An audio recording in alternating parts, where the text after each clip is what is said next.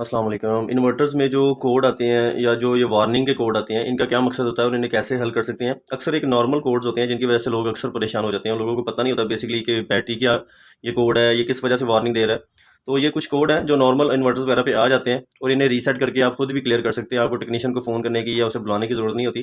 तो ये देखें, जैसे ये F01 है, ये नॉर्मल सा कोड है, अक्सर ही आ जाता है। ये पंखों का कोड होता है, fan is lock when inverter is of. जब पंखे नहीं चलते इन्वर्टर के किसी वजह से, तो ये F01 आ जाता है। इसी तरह ये ओवर टेम्परेचर का होता है F02, ये भी नॉर्मल अक्सर आ जाता है। जब आप इसके फ़िल्टर वगैरह नहीं साफ़ करते इन्वर्टर्स के, तो डस्ट वगैरह की वजह से जब बिल्कुल फ़िल्टर बंद हो जाते हैं तो इन्वर्टर हीट अप होना शुरू हो जाता है। तो इस वजह से भी ये आ जाता है, इन्वर्टर फ़िल्टर वगैरह ना साफ़ करने से। ये बैटरी के हैं। Battery voltage to high F03 है। इसी तरह बैटरी वोल्टेज लो जब हो जाते हैं F04 भी अक्सर आ जाता है। जब बैटरी लो होती है तो F04 का कोड आ जाता है, तो लोग परेशान हो जाते हैं। बेसिकली वो बैटरी लो का कोड होता है। ठीक है। इसी तरह आउटपुट शॉर्ट सर्किट का है F05। अगर कोई चीज़ शॉर्ट सर्किट होती है, आपके घर में कोई चीज़ शॉर्ट होती है, तो F05 इन्वर्टर पे आ जाता है। और इसी तरह उसके बाद आ जाता है output voltage is too high F06 है। जब आउटपुट के वोल्टेज इन्वर्टर के बढ़ जाए किसी वजह से, तो ओवरलोड टाइम आउट का F07 है। Bus voltage is too high, जब वापडा के वोल्टेज ज़्यादा आते हैं तो फिर F08 आता है। जब आपके वापडा के वोल्टेज ज़्यादा आ रहे हो तो F08 आता है।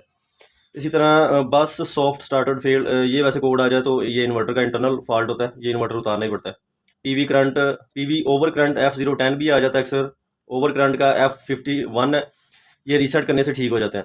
इन्वर्टर को रीसेट करें, एक दफ़ा बंद कर दें, कुछ देर बाद चलाएं तो ये ठीक हो जाते हैं।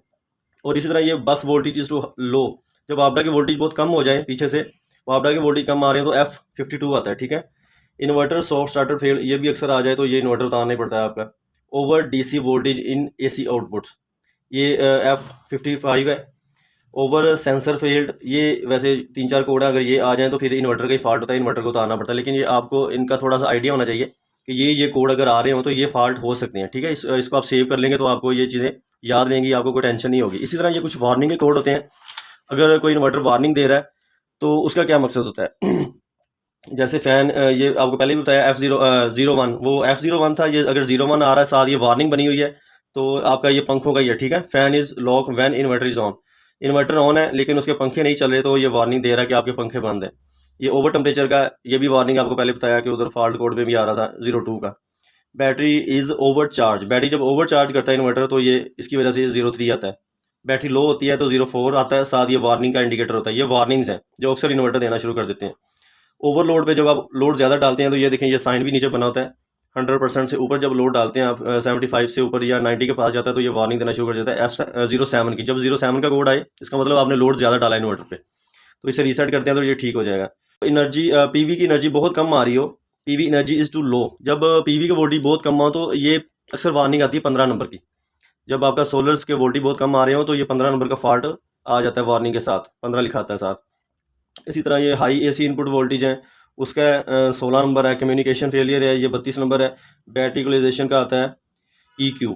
तो ये कुछ वार्निंग्स थी जो मैंने आपको दिखा दी हैं। अगर कोई वार्निंग इस तरह की आ रही है तो फिर भी आपको पता होना चाहिए कि ये बैटरी लो की वजह से है, या हमारे सोलर के वोल्टेज कम आ रहे हैं जिस वजह से ये F15 आ रहा है, और बैटरी लो होने की वजह से F4 आता है, पंखों की वजह से F1 आता है, ओवर टेम्परेचर पे 02 आता है, ओवरलोड पे 07 आता है। तो उम्मीद करता हूँ ये वीडियो आपको काफ़ी फ़ायदा देगी। अगर कोई इन्वर्टर पे इस तरह का फॉल्ट आता है तो ये आप इस तरह देख के आप उसे क्लियर कर सकते हैं। आपको परेशान होने की या किसी को बुलाने की ज़रूरत नहीं है। आप खुद भी ये देख सकते हैं ये किस चीज़ की इंडिकेशन है, क्या वार्निंग दे रहा है, तो आप इसे इन्वर्टर को रीसेट करके देख लें तो ये इंशाल्लाह सेट हो जाएगा।